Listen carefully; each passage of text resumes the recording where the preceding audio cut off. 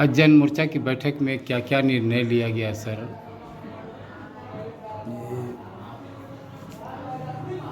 जन मोर्चा की ओर से प्रदीप बाबू जो पत्रकार हैं उनका अभिनंदन। छठ के अंतिम बेला में बिहार वासियों से अपील कि आपने मिलजुल कर छठ पर्व किया, सूर्य को उपासना किया। बिहार में भाईचारा देखने को मिला, हिंदू हो या मुसलमान या किसी जाति व्याधि को, सब लोगों ने नदी में, तालाब में, गंगा नदी गंडक में छठ पूजा किया, सूर्य की उपासना की और अपने उन्नति के लिए, बिहार के विकास के लिए आशीर्वाद मांगा अपने परिवार के लिए। इस बीच में हम लोग आज बैठे हैं जन मोर्चा के घटक साथी के लोग, संपूर्ण क्रांति मोर्चा का, और फिर लोक जनशक्ति पार्टी के श्यामल जी हैं, फिर और भी लोग हैं। हम लोगों ने पिछले दिनों तय किया था कि 1 दिसंबर 2024 को जन मोर्चा की विस्तारित बैठक होगी। वो जगह है ये क्या बोलता है, तारकेश्वर पथ, बोरिंग रोड। वो मकान है ये रवि नारायण सिंह का, वो आरपीआई के बिहार के अध्यक्ष हैं। उन्हीं के यहाँ 15 पार्टियों की बैठक होगी। हर पार्टी का अध्यक्ष महामंत्री रहेंगे, जिनकी संख्या लगभग 40-50 होगी। उस दिन हम लोग का एजेंडा होगा कि जन मोर्चा को और कैसे मजबूत किया जाए। जन मोर्चा का चुनावी घोषणा पत्र क्या होगा, जन मोर्चा में कौन कौन दल कितना सीट लड़ेगा, जन मोर्चा का ऑफिस कहाँ होगा, जन मोर्चा में एक अध्यक्ष और कुछ पदाधिकारी का चयन होगा। इसकी तैयारी हम लोग सब बाद में कर रहे हैं और मीटिंग अच्छी होगी। दूसरी बात हुआ है इसमें कि 8 दिसंबर को सरदार पटेल भवन, जो दरोगा पथराय पटना 1 में है, वहाँ कुछ दूसरे संगठन के लोग संपूर्ण क्रांति मोर्चा में शामिल होंगे और उनको पदाधिकारी भी बनाया जाएगा।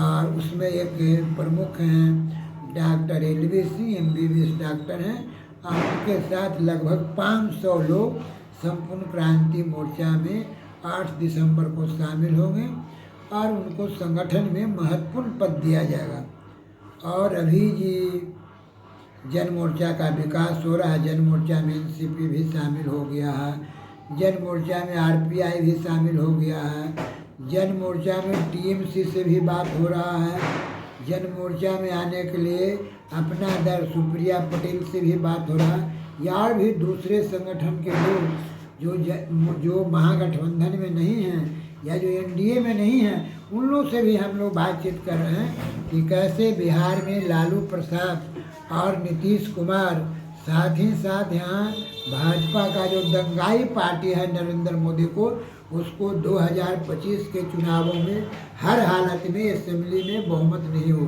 बहुमत होगा जन मोर्चा के, सरकार बनेगी जन मोर्चा की, सरकार बनेगी जेपी सेनानियों का, जो इमरजेंसी में लड़े थे, जो हिंदुस्तान के संविधान को मानते हैं, जो हिंदुस्तान में धर्मनिरपेक्षता को लागू करना चाहते हैं, जो हिंदुस्तान की सीमाओं को सुरक्षित चाहते हैं। ऐसे शक्तियों को जन मोर्चा एकजुट करके अपना प्रभुत्व, अपना बहुमत साबित करेगा बिहार विधानसभा में, और लगभग हम लोग सभी सीटों पर चुनाव लड़ेंगे। क्या लगता है कि किन किन बातों पे जो है चर्चा होगी, उसके बाद इसका एजेंडा क्या तय होगा? इसका एजेंडा जो होगा, सबसे पहला एजेंडा होगा चुनाव में किसानों का। किसानों का फसल का उचित मूल्य 75 साल में नहीं मिल रहा, तो हम लोग का पहला एजेंडा है कि किसानों के गल्ले का उचित मूल्य, किसानों के खेती में जो बिजली है या जो नहर है वो इनको जब पर्याप्त मात्रा में पानी मिले। और तीसरी बात कि किसानों को गल्ला का दाम तय करने का अधिकार दिया जाए। उदाहरण स्वरूप जो इंडस्ट्रियल मालिक हैं हिंदुस्तान में 10% ही होंगे या 15%, वो लोग अपने वस्तुओं का दाम तय करके, जूते का, कपड़े का, दवाई का दाम तय करके मार्केट में भेजते हैं। लेकिन हम किसान जो कच्चा माल, चावल, गेहूँ, अरहर, दाल, पटुआ या जो चीज़ उत्पादित करते हैं, हम दाम तय करने का अधिकार संविधान में हमको नहीं है। ये पहला होगा। दूसरा होगा कि उसी में कि MSP पर कानून बनाया जाए। पिछले दिनों किसानों की लंबी लड़ाई दिल्ली में हुई और सरकार ने एक कमेटी बनाई, केंद्र सरकार ने समझौता भी किया, लेकिन वो कमेटी इनका सफल अभी तक एमएसपी पर कानून नरेंद्र मोदी ने नहीं बनाया है। नरेंद्र मोदी से ये सवाल है कि 11 साल से सत्ता में हैं, लेकिन किसानों के लिए क्या करते हैं? कुछ नहीं। अब उनके गलवैये नीतीश कुमार हैं, इसलिए जन मोर्चा का विरोध प्रांत में नीतीश कुमार से है और केंद्र में नरेंद्र मोदी का है। ये दोनों को हम लोग उखाड़ फेंकना चाहते अभी हैं। जन मोर्चा जो है सर, महंगाई पर क्या किस प्रकार से लड़ाई लड़ सकती है? जन मोर्चा महंगाई पर कंट्रोल करेगा।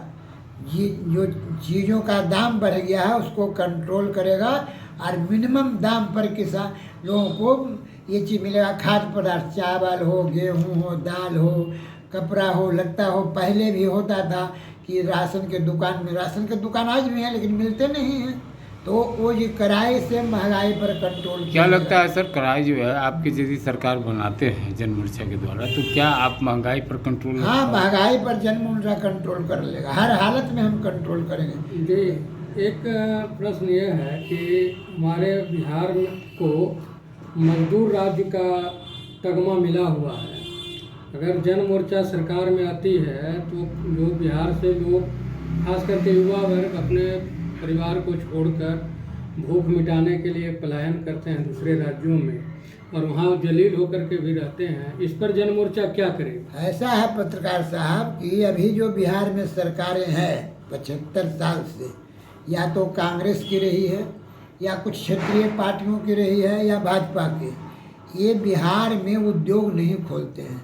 जैसे नीतीश कुमार अभी 20 साल से मुख्यमंत्री हैं, उनसे पूछ सकते हैं आप कि किसी एक कारखाना खोला?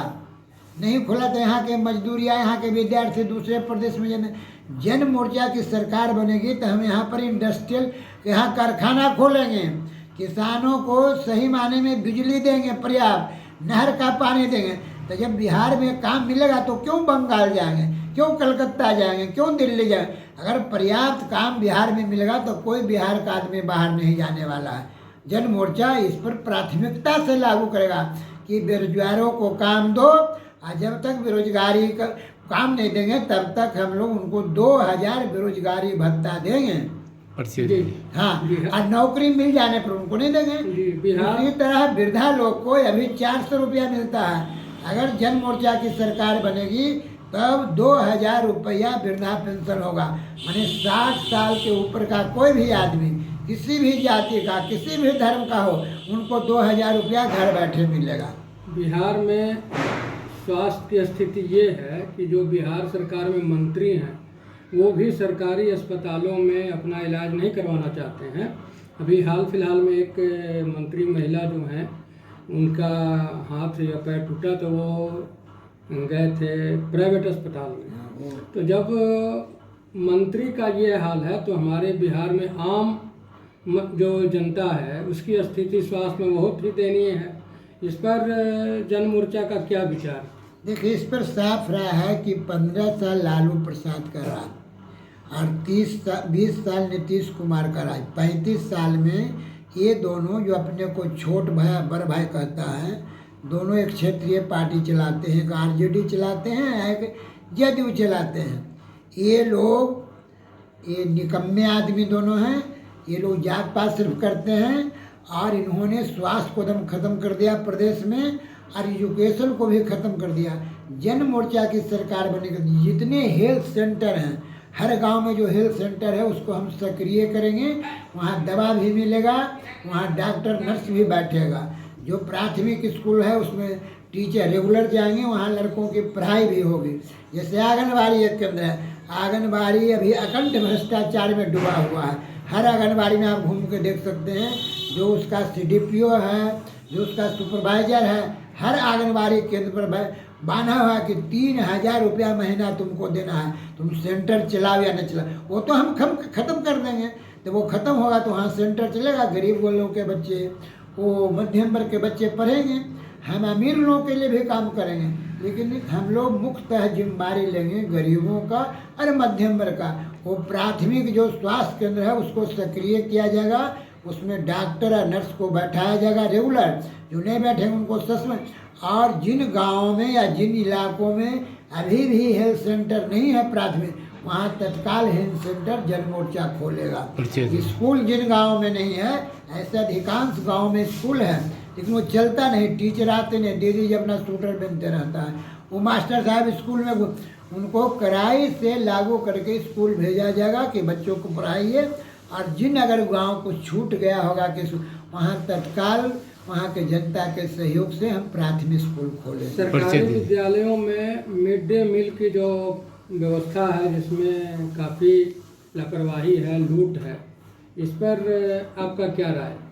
देखिए, जो सरकारी स्कूल में खाना मिलता है तो खाना के पक्ष में जन मोर्चा भी रहे, खाना उनको मिले, लेकिन मास्टर लोग सिर्फ खाने बनाने में नहीं रहे, उसके लिए दाई रहेगा, नौकर रहेगा, वो खाना बना के देंगे, उसमें जो गड़बड़ियाँ हैं उसको ठीक किया जाएगा, वो गड़बड़ी को रोक दिया जाएगा। इसलिए कि जन मोर्चा की कमेटी ब्लॉक नहीं पंचायत बाई होगा, वह नियंत्रण रखेगा सरकार के मिशनरी पर। परिचय दीजिए, परिचय दीजिए, परिचय। मेरा नाम ब्रह्मदेव पटेल, मैं संपूर्ण क्रांति मोर्चा का राष्ट्रीय अध्यक्ष हूँ, जन मोर्चा का घटक हूँ, और अभी जन मोर्चा बिहार का है, हम बिहार में जन मोर्चा के कन्वीनर हैं।